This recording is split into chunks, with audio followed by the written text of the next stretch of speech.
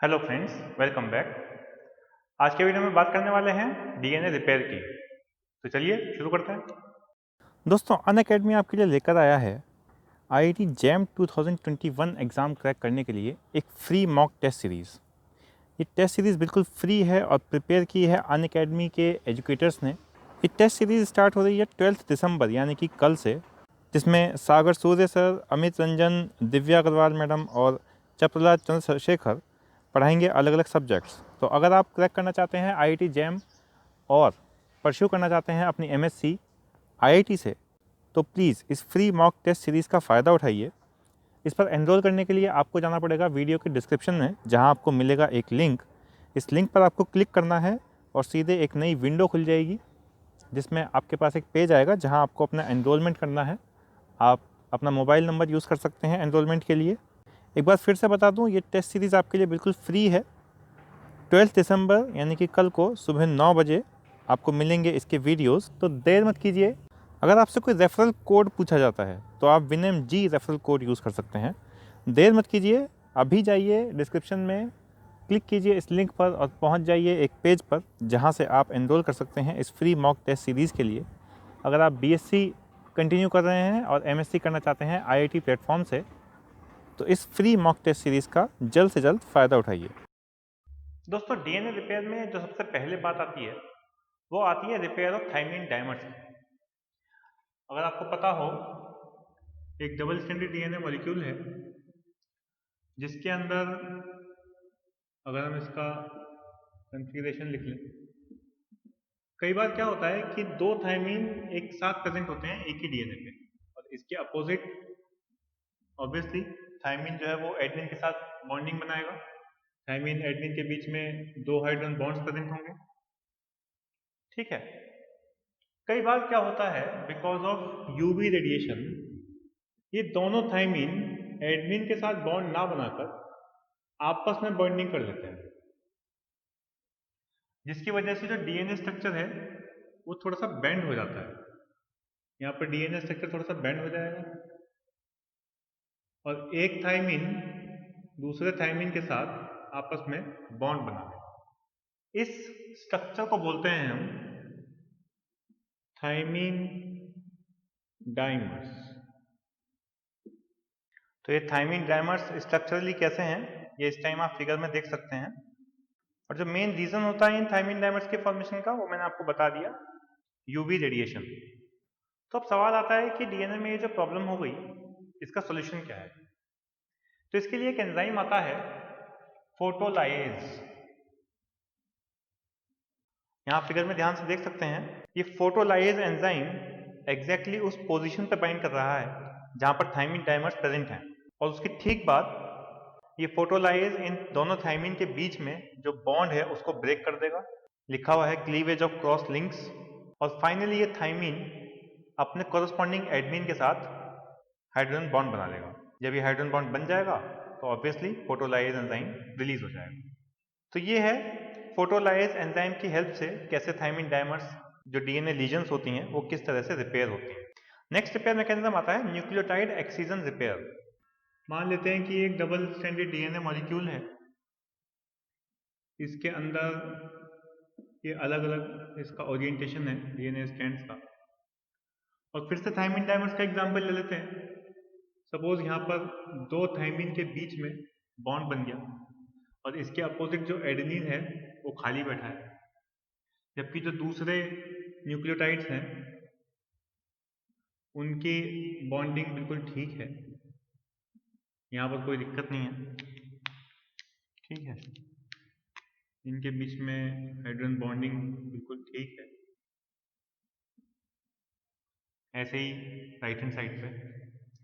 तो nucleotide excision repair में क्या होगा, न्यूक्लियोटाइड्स का एक्सीजन हो जाएगा, मतलब कि न्यूक्लियोटाइड्स बाहर निकल जाएंगे।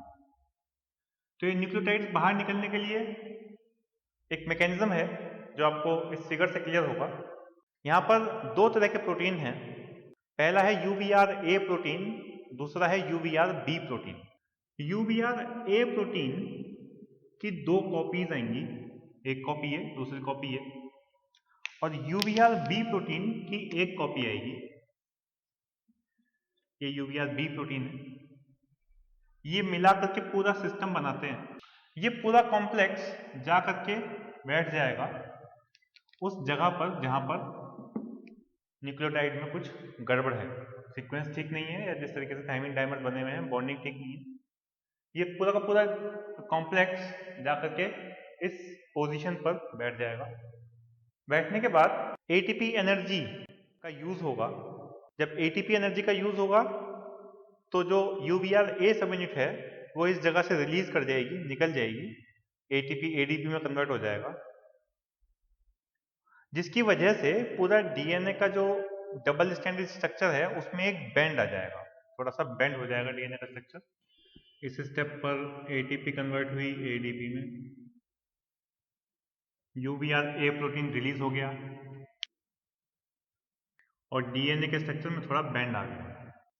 इसके बाद आया यूवीआर सी प्रोटीन। यूवीआर सी प्रोटीन इसी पर बाइंड करेगा कॉम्प्लेक्स पर जहां पर यूवीआर बी बाइंड किया हुआ था, लेकिन इसका स्ट्रक्चर बड़ा है काफी। तो यूवीआर सी प्रोटीन इस पूरे न्यूक्लियोटाइड स्ट्रैंड पर 5 प्राइम टू 3 प्राइम एक निक बनाएगा। तो नेक्स्ट स्टेप पर यूवीआर सी प्रोटीन, मैं इसको रेड मार्कर से दिखा रहा हूं, मान लेते हैं कि यूवीआर सी प्रोटीन है, ये इस डीएनए का 5 प्राइम एंड था, ये इसका 3 प्राइम एंड था। तो 5 प्राइम पर भी एक निक बनाएगा और 3 प्राइम एंड पर भी एक निक बनाएगा। अब ये वाला जो स्ट्रैंड बचा है पोर्शन, ये सिर्फ इस स्ट्रैंड के साथ डबल बॉन्ड, जो हाइड्रोजन बॉन्ड होंगे, डबल या ट्रिपल बॉन्ड, जो न्यूक्लियोटाइड्स के बीच में हाइड्रोजन बॉन्ड्स हैं उनके साथ कनेक्टेड है। तो इसको रिमूव करने के लिए बहुत सिंपल, यूवीआर डी अगला प्रोटीन है जो एक हेलिकेज का काम करता है। हेलिकेज आप जानते हो कैसे वो हेलिक्स को खोलता है। तो ये हेलिकेज एंजाइम यूवीआर डी इस स्ट्रैंड को रिमूव कर देगा, यानी कि अब जो आपके पास स्ट्रक्चर बचा उसके अंदर एक बहुत बड़ा सा गैप आ गया है, यहां पर ये और यहां पर ये काफी बड़ा गैप आ गया है।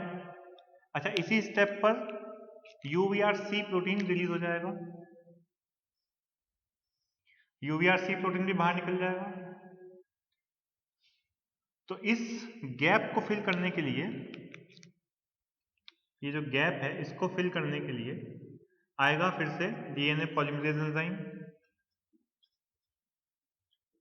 और यहां पर डीएनए पॉलीमरेज 1 आएगा, 3 नहीं आएगा, 1 आएगा। वो इस गैप को फिल करेगा और जो एंड्स पर निक रह जाती है उस निक को ज्वाइन करने के लिए आपको पता है डीएनए लाइगेज एंजाइम आ जाएगा। तो ये पूरा का पूरा जो स्ट्रक्चर है, इतना पोर्शन ये नया सिंथेसाइज हो गया। डीएनए पॉलीमरेज 1 ने न्यू सिंथेसिस कर दी, लेकिन ये सिंथेसिस करने के लिए इसको 3 प्रोटीन्स की जरूरत पड़ी। एक यूवीआर ए बी कॉम्प्लेक्स जिसके अंदर फिर से 2 प्रोटीन थे, एक यूवीआर ए और यूवीआर बी। यूवीआर ए की अपनी 2 सब यूनिट्स थी। फिर नेक्स्ट स्टेप पर यूवीआर सी प्रोटीन जिसने इस स्ट्रैंड पर 2 लीजन्स लगाए, 2 निक्स बनाए, और यूवीआर डी प्रोटीन जो एक हेलिकेज का काम कर रहा था जिसने इस स्ट्रैंड को, जिसके अंदर प्रॉब्लम थी, उस स्ट्रैंड को बाहर निकाल दिया। बचा हुआ गैप डीएनए पॉलीमरेज 1 और डीएनए लाइगेज ने फिल करके एक नया DNA structure, first class DNA structure तैयार करके आपको देते हैं। तो इस तरह के मैकेनिज्म को हम बोलते हैं न्यूक्लियोटाइड एक्सीजन। तो यूकैरियोट्स में ऑब्वियसली ज्यादा प्रोटीन्स की जरूरत पड़ेगी। ये जो कहानी थी ये प्रोकैरियोट्स की थी, ई कोलाई की थी। यूकैरियोट्स में या ह्यूमन बींग्स में नियर अबाउट 15 पॉलीपेप्टाइड्स की जरूरत पड़ेगी। प्रोटीन XPA, जीरोडर्मा पिगमेंटोसम प्रोटीन A, ये बेसिकली डैमेज न्यूक्लियोटाइड से बाइंड करता है डीएनए के अंदर और फिर दूसरे प्रोटीन्स को रिक्रूट करता है, फर्दर एक्सीन्यूक्लियस एक्टिविटी शो होती है। तो जो निकला हुआ ओलिगोमर है इसको हम पॉलीन्यूक्लियोटाइड ओलिगोमर बोल सकते हैं। ये लगभग 24 to 32 न्यूक्लियोटाइड्स का होता है, जबकि ई कोलाई में ये वाला स्ट्रैंड लगभग 12 न्यूक्लियोटाइड्स का होता है। फर्दर डीएनए पॉलीमरेज आएगा, गैप्स को फिल करेगा और डीएनए लाइगेज से जॉब कंप्लीट होती है। नेक्स्ट आता है बेस एक्सीजन रिपेयर। मान लेते हैं कि ये एक डबल स्टैंडर्ड डीएनए है। बेस एक्सीजन नाम से ही क्लियर हो रहा है, केवल बेस को निकालेंगे। ये बेसिकली होता कहां पे है? साइटोसिन मॉलिक्यूल है, साइटोसिन का हो जाता है डीएमिनेशन। और इस डीएमिनेशन की वजह से इस साइटोसिन का बन जाता है यूरासिल। अब ये यूरासिल कैसे बनता है साइटोसिन से, ये आप इस फिगर में देखिए। यहाँ पर इस साइटोसिन मॉलिक्यूल से एक अमीनो ग्रुप बाहर निकला है, जिसकी वजह से जो रिजल्टिंग स्ट्रक्चर है, फाइनल स्ट्रक्चर है, वो यूरासिल बन चुका है। यही स्ट्रक्चर होता है यूरासिल का। मतलब अगर हम ये मान के चलें कि इस साइटोसिन का डीएमिनेशन हो गया, तो अब ये साइटोसिन बन जाएगा यूरासिल। तो मैं इसको यहां से मिटा के लिख देता हूं यूरासिल। मगर यहां पर यूरासिल कायदे से नहीं होना चाहिए। क्यों नहीं होना चाहिए? क्योंकि गुआनिन है, गुआनिन के अपोजिट होना तो साइटोसिन ही चाहिए। और डीएनए में तो यूरासिल वैसे भी नहीं होता है, आरएनए में हो सकता है यूरासिल हो तो हो, डीएनए में तो साइटोसिन, थाइमिन, यही न्यूक्लिक एसिड्स होते हैं, बेसिस होते हैं। इस मिस्टेक को कैसे ठीक करें? यहां पर फिर से डीएनए रिपेयर की जरूरत पड़ेगी। तो एंजाइम आएगा ग्लाइकोसाइलेज एंजाइम। ये ग्लाइकोसाइलेज एंजाइम क्या करेगा? अगर आपको न्यूक्लियोटाइड का स्ट्रक्चर याद हो, ये एक 5 कार्बन शुगर होती है, जिसके 5th कार्बन से फॉस्फेट ग्रुप अटैच होता है। फॉस्फेट ग्रुप अटैच होता है, यहां पर हाइड्रोजन होगी। ये इसका 3rd कार्बन है, ये 2nd कार्बन है। इस 3rd कार्बन पे OH ग्रुप होगा, और अगर डीएनए है तो OH नहीं होगा, सिंपली H होगा, या फिर ये चेन नीचे बाउंड होगी फॉस्फेट ग्रुप के साथ। ठीक है, ये जो फॉस्फेट ग्रुप है ये नीचे वाले बेस का है, यानी कि इस 5 कार्बन शुगर के कार्बन मॉलिक्यूल के साथ ये फॉस्फेट ग्रुप अटैच्ड है। तो इस 5 कार्बन शुगर, जिसको हम राइबोज शुगर बोलते हैं, डीएनए के केस में यही शुगर डीऑक्सीराइबोज हो जाती है, डीऑक्सीराइबोज शुगर। डीऑक्सी क्यों बोला? इसीलिए क्योंकि इसके 3rd कार्बन पे OH नहीं होता, सिंपली H होता है। ठीक है, यहां पर भी H होगा। इस डीऑक्सीराइबोज शुगर के 1st कार्बन के साथ, ये इसका 1st कार्बन है C1, इस 1st कार्बन के साथ बेस अटैच होता है। यही 4 base, adenine, guanine, thymine, cytosine, या फिर कई केसेस में यूरासिल। तो 5 बेस हो गए, 4 नहीं। अब जो ग्लाइकोसाइलेज एंजाइम है, ये ग्लाइकोसाइलेज एंजाइम इस बेस को यहां से रिमूव कर देगा, यानी कि इस पूरी बैकबोन स्ट्रक्चर में ये शुगर और ये फॉस्फेट ग्रुप मिलकर के बैकबोन स्ट्रक्चर बनाते हैं। जैसा कि मैंने आपको अभी दिखाया था, ये यहां से इस तरीके से बैकबोन स्ट्रक्चर बनता चला जाएगा। ये कार्बन है, इस कार्बन के साथ ये अगली शुगर अटैच्ड है, फिर ये 3rd कार्बन के साथ फिर ये फॉस्फेट, फिर नीचे एक और शुगर अटैच्ड होगी। इस तरीके से ये बैकबोन बनती चली जाएगी, और इसके 1st कार्बन के साथ बेसेस अटैच होंगे, इसके 1st कार्बन के साथ बेस अटैच्ड होगा। ये मैं आपको डीएनए का बेसिक स्ट्रक्चर समझा रहा हूं।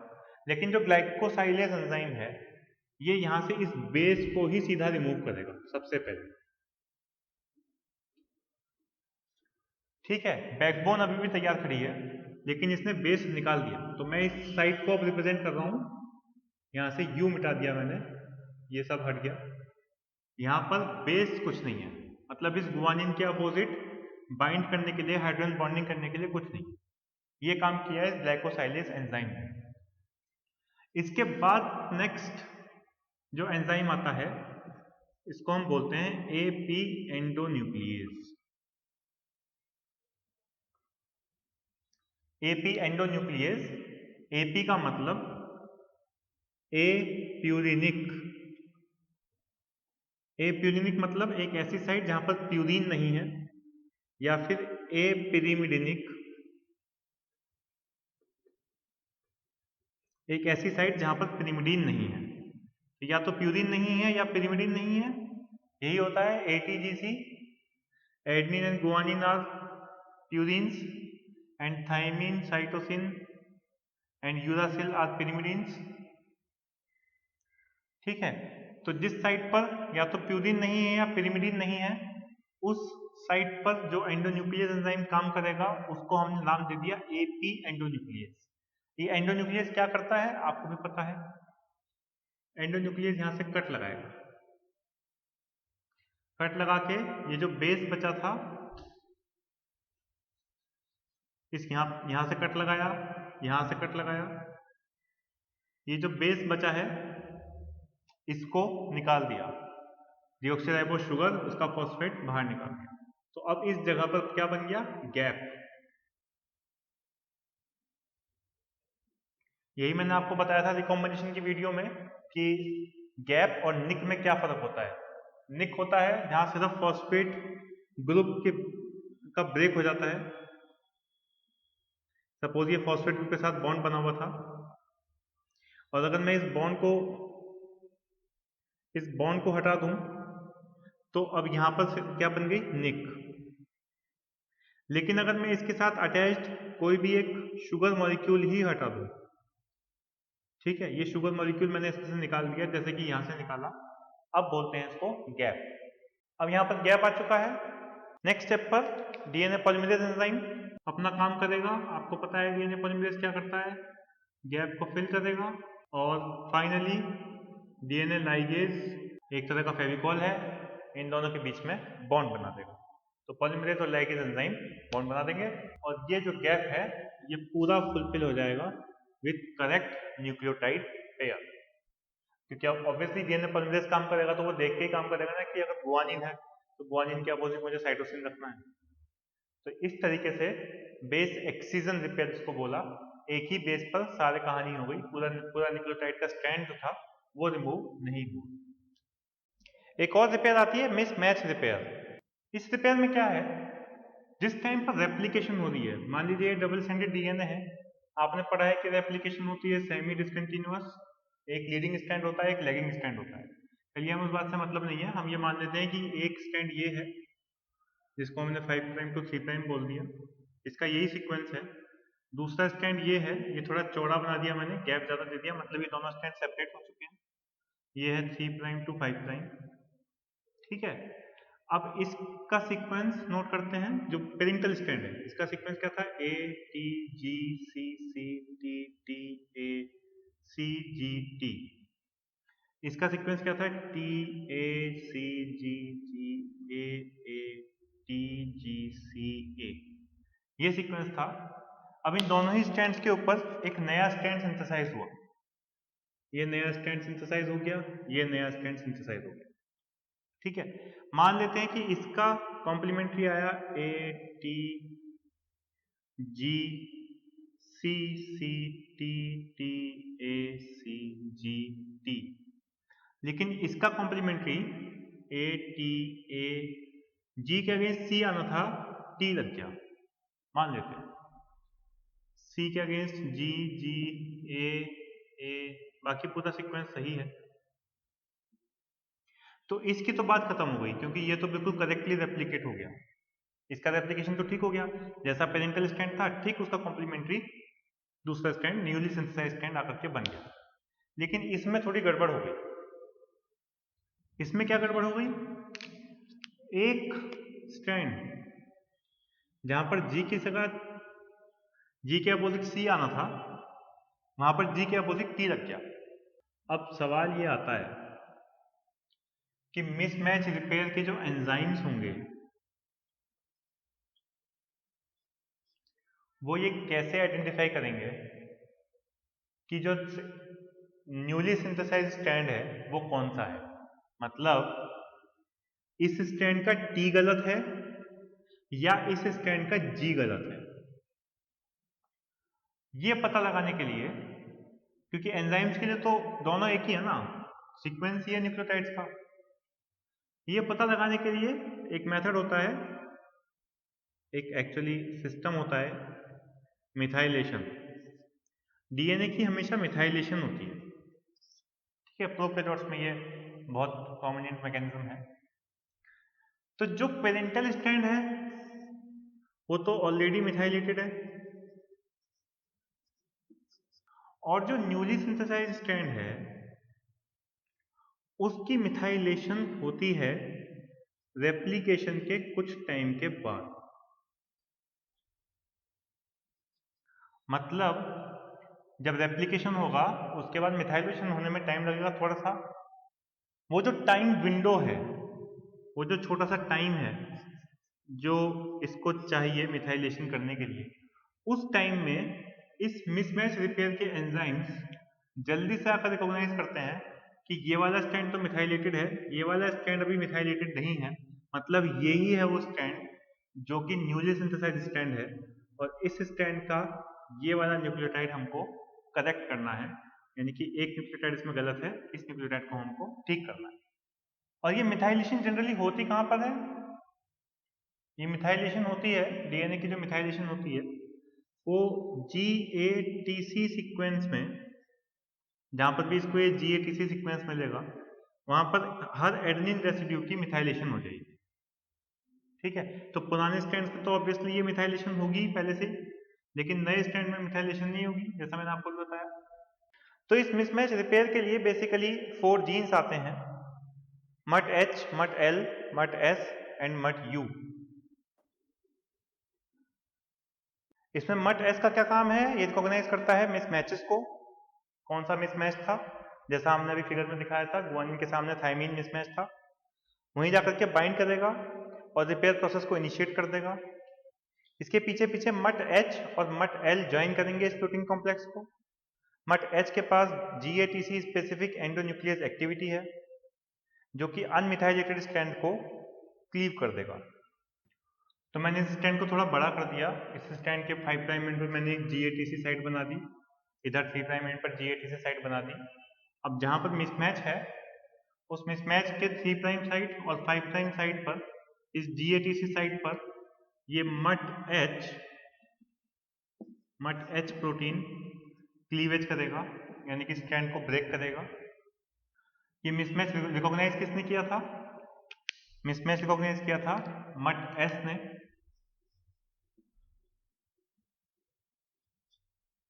अब ये MUT-L और MUT-U ये 2 प्रोटीन आएंगे और ये जो सीक्वेंस है जिसको काट दिया गया है, इस सीक्वेंस को यहां से रिमूव कर देंगे। बिल्कुल जैसे आपने न्यूक्लियोटाइड एक्सीजन रिपेयर में देखा था कि इसके पास हेलिकेज एक्टिविटी है,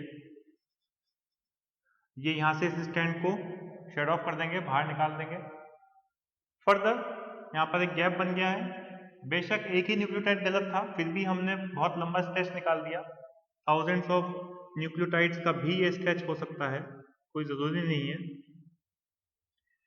क्योंकि डीएनए रेप्लिकेशन जो है, या जैसे कहना चाहिए डीएनए के अंदर कोई भी गलती बर्दाश्त नहीं की जा सकती।